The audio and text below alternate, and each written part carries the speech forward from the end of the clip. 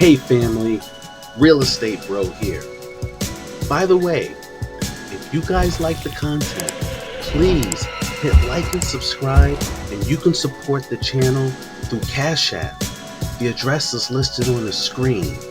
In another episode of What They Didn't Tell You About Real Estate, today I will talk about equity and the equity wait period. Hey family, I know you guys hear about equity this, equity that. Well, I'm going to let you guys know basically what equity is. And according to me, this is my definition of equity. Equity is basically how much money is left over after you sell your house and pay off the mortgage and any other little fees that you have associated with your mortgage. That is equity. For example, if you purchase your home for $100,000, 5 years later, you sell it for $200,000. Sale price $200,000. You have $100,000 left on your mortgage. It's going to be a little less than that because it's 5 years. But for this example, we're going to say it's a clean, even $100,000. So $200,000 minus $100,000 equals $100,000 of equity that you have, and we're not going to include taxes either. You have $100,000 that is going into your pocket after you sell the home. Now, I have some equity examples for you guys, okay? Let's say, for instance, you purchase a home. The home is selling for $200,000. You need 5% down. It's a FHA loan. 5% down is all that is required. That means that after you put your down payment and all the other fees associated with the down payment, okay, we have another video that explains that, okay?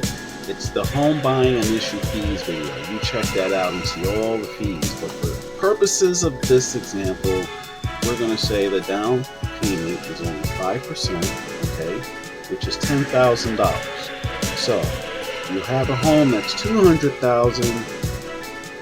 You put down $10,000. You subtract the $10,000 that you put out, so you have a $190,000 mortgage loan. That's how much you owe. $190,000. $200,000 less your $10,000 that you put out of your pocket equals $190,000 owed. Now, for this example, in order to get some equity. Equity takes time.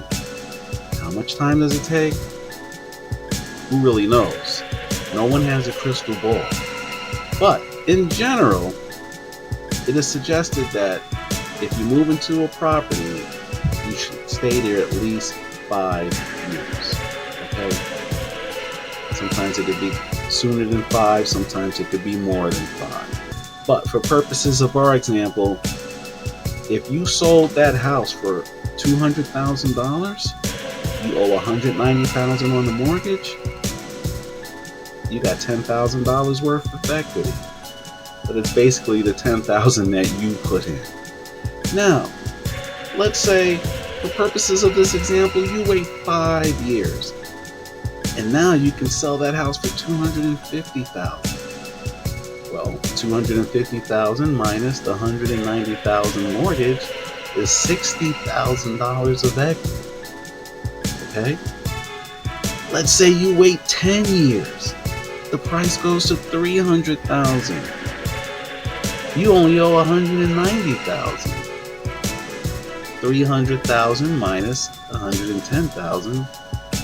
Well, you do the math. Actually, it's $300,000 minus $190,000. You have $110,000 left of equity. Now, once again, these are crude examples, and it's going to be a little less because in my example, the 5-year example, the 10-year example, you're still paying off for your mortgage, so it's going to be a little less than the numbers I quote.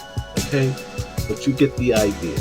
The thing is, you would hope the longer you wait in your property, the higher the price of your property is going to go.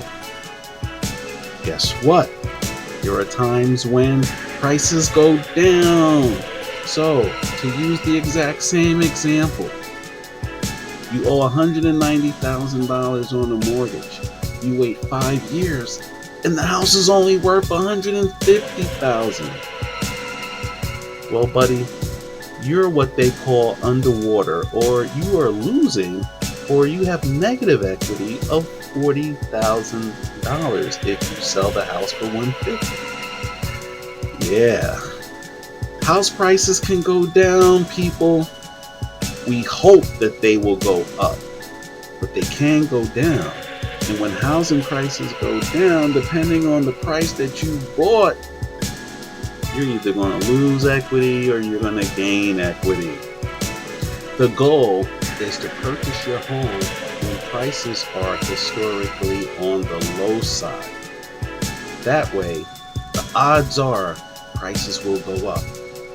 If you buy a home when prices are historically high, then the chances are the price can drop and you lose equity or negative equity, or you have to wait a longer period for the prices to go even higher so that you can gain equity.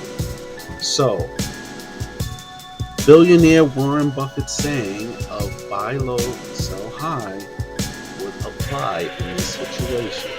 You try to buy your property at a low price, not a high price.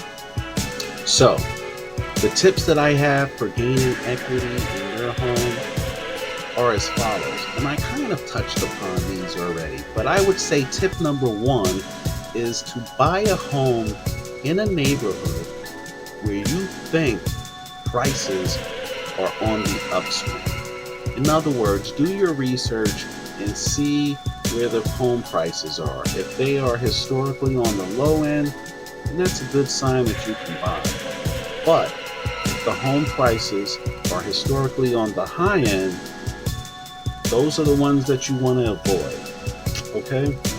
Tip number 2, buy a property that you think the neighborhood is on the upswing, as opposed to a neighborhood that's on the downswing.